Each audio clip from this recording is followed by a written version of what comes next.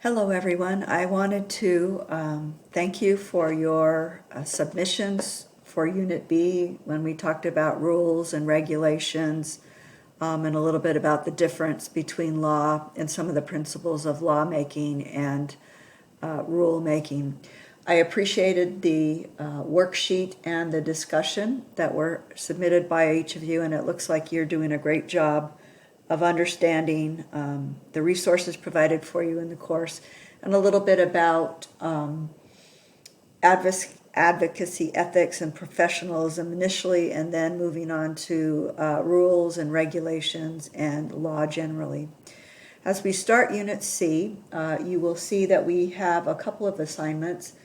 We have the role of policy worksheet that it's due later today. And then from today until November 2nd, you'll have opportunity to participate in a meeting attendance. I have come and brought you here on the screen to le.utah.gov, which is the home page for the Utah legislator. Across the top here, you can see there are some links about who your legislators are. There's different bills that you can look up from last session in the state of Utah. We have our legislative session. It starts the Monday after Martin Luther King Day and goes for 45 days continuously until about the second week of March. During that period of time, our legislators, who are lay legislators, meaning they have another job and they just work for these 45 days plus 10 interim days for meetings, and additionally they don't get paid for the other part of their work, which is meeting with constituents and talking about a variety of things that are of interest to them from a lawmaking or policy perspective. Code is existing law. It's our Constitution and some of the legislative rules that we have. They're also sometimes called statutes. We have a number of committees, which you talked about a little bit in Unit B. They're standing committees, interim committees, as you can see here. Here you can also find out what bills are in committees if you like. Appropriations is the fiscal part of bill making. And when you look at a bill, there's typically something called a fiscal note, which allows you to see how much that particular bill will cost taxpayers. And at the beginning of our legislative session, the first or the last week of January into the first 7 or 10 days of February, the appropriations committees meet and talk about the budget and how the money will be dispersed. Interestingly enough, Utah is one of two states that have a balanced budget, meaning we don't spend more than we take in. And that is not true in the majority of the states in the United States or at the national government level. This is information about audits if you want to look at some of the things that are done there. Not necessarily required. The Auditor General looks at different things, especially related to budgets and that sort of thing. Under the Research and Legal tab, there's information on some of the bills that are in draft and some of the legislative rules here or intern programs. All of our legislators have an intern of some sort, depending on how long they've been in the legislature and the role they have in each of the different committees, standing or interim committees.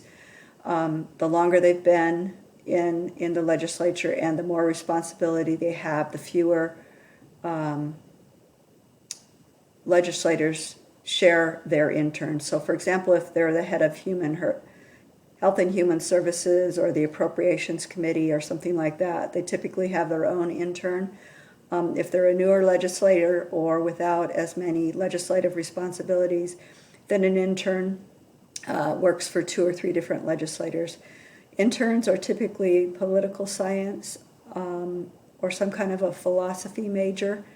They primarily come from BYU and the University of Utah, and what they do is not unlike when you all go out and do preceptorship and or clinical rotations as a registered nurse. They actually get some hands-on experience. And so anyway, that's kind of interesting there. Across the bottom, you can see that we have some resources here, and you can find my legislators under this tab. I'm going to ask each of you at your convenience as you write your upcoming policy paper to find out who your state and House of Representative legislators are, and I'd like you at the very end of the paper to let me know who those are. So what I'd like to talk about now is over the next couple of weeks you have opportunity to attend a policy meeting. And the way to find out what policy meetings are available for you is to click on the calendar link, and then if you kind of scroll on down, you can view 1 month at a time here. And again, you'll need to continue to scroll. I might need to, let me move my picture up here. What you can see at this point in time is that we are not having any face-to-face meetings because of COVID. So as we come on down, you can see that tomorrow there's a couple of legislative meetings. But what I'd like you all to look at is the possibility of either listening live or listening to the post-meeting recording for Health and Human Services Committee next Wednesday, the 21st.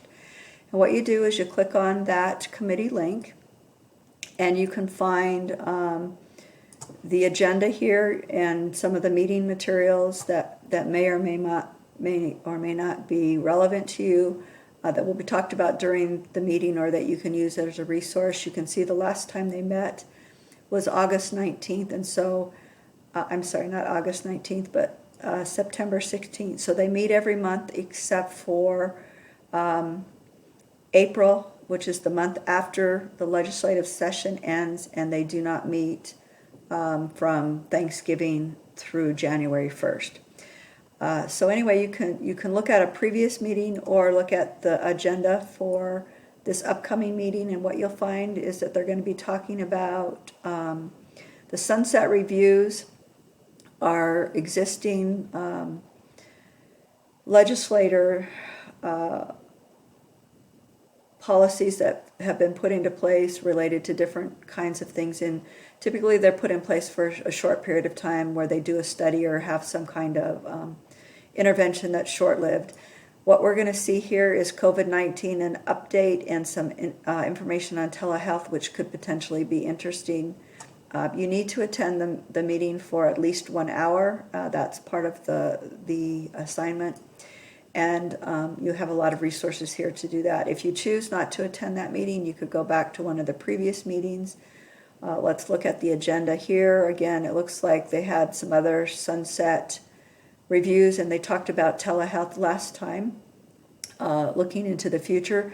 So maybe you would want to view part of that meeting related to telehealth, part of that meeting related to COVID, and then potentially look at a subsequent meeting related to those two same topics. Anyway, what you'll need to do for your paper is you'll need to write this as an APA formatted paper. It needs to be written in the third person, so rather than saying I learned this, you will go ahead and talk about nursing students or legislators. Be very generic about that. You want to use APA headings for each of the required sections in the paper, and the sections are the meeting description, the activity relevance, so why attending a policy meeting is important for you and your peers, what kinds of things you can learn about advocacy or regulation or ethics or professionalism, the importance of the nurse and her voice or his voice, and potentially policy in Utah that affects students as well as nurses. All of you at this point are registered nurses and are involved in policy and procedure at your place of employment. What you need to understand is that most everything we do in healthcare is related to protocols based on evidence and scientific knowledge, and so many of the things we do in the hospital change over time based on new knowledge. We also have in the past done some things related to healthcare from a routine or a tradition, but we're doing that less and less, which is important because evidence-based practice is healthcare and nursing of the future. And as each of you participate in this policy class, in your evidence-based class, your community course, informatics class, you'll find how important evidence is related to leadership and healthcare and the things that nurses do on a daily basis. The third part of the paper is the analysis of the proceedings, so kind of what went on in the meeting and why it was important, and potentially the advantages or benefits of the policy-making process in the meeting that you viewed, and if there was anything that was distracting or beneficial to those viewing the meeting, or who would potentially be in person if it were held on the campus of the Capitol. Those would be things to talk about. And then finally, kind of how this experience has influenced or changed you from a policy perspective. So just a quick story for you. I've been a nurse practitioner since 1994. When I first became a nurse practitioner, I lived in the state of Georgia, which was one of the last states to have prescriptive authority of any kind for nurse practitioners. So I lived there from 1994 when I was certified. Well, actually, I lived there before that, but from 1994 until 2004.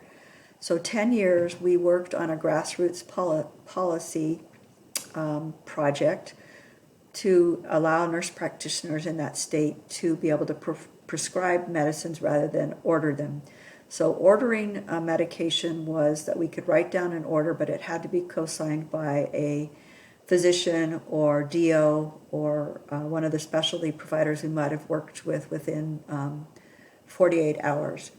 And I worked at Kaiser Permanente, so for me it wasn't quite as much of a problem because my doctors were on site that I worked with, and the patients filled their prescriptions within our pharmacy. But for some other nurse practitioners where the patients came to a clinic and then went to an outside pharmacy, it became, it was problematic. The other thing that happened while I was there is I actually worked with some nurse practitioner peers who, because of the complications associated with that prescriptive authority, that did some unethical things, and a couple of them actually would co-sign the prescription with the doctor's signature as well as their own. Of course, there was some legal implications associated with that, as well as some ethical considerations. But long story short is I moved to Utah to work at Weber State as a faculty member in 2004. And what happened is about a year after I was here, that grassroots politics process of 11 years resulted in nurse practitioners in that state being able to write prescriptions versus order them. So policy can be done in a matter of a few days or weeks. That's not very common. Usually takes 1 or 2 legislative sessions to get something passed, but in this instance it took us 12 years to work on this particular legislative advocacy issue that nurse practitioners in the state of Georgia were concerned about. So I just thought I would share that with you. The other thing that happened because of that experience is when I came to Utah, I actually became one of the policy experts at Weber State in the nursing department and helped develop all of the policy classes that we teach at the various levels. Initially, they've been changed, and there's been new course chairs, and the current course that I'm teaching right now is a version of the one that I created. But one of the fun things that I've been able to do is to take students to the Capitol and introduce them to legislators and have them find out how important the voice of the nurse is and how important speaking up as a constituent is in the state of Utah. So anyway, let me know if you have any questions or concerns, and I look forward to reading these policy papers in the near future.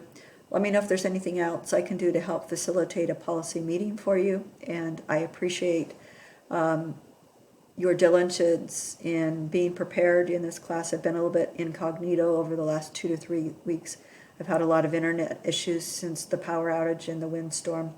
But I am back online and available should you need me. Thanks. I think you guys are amazing.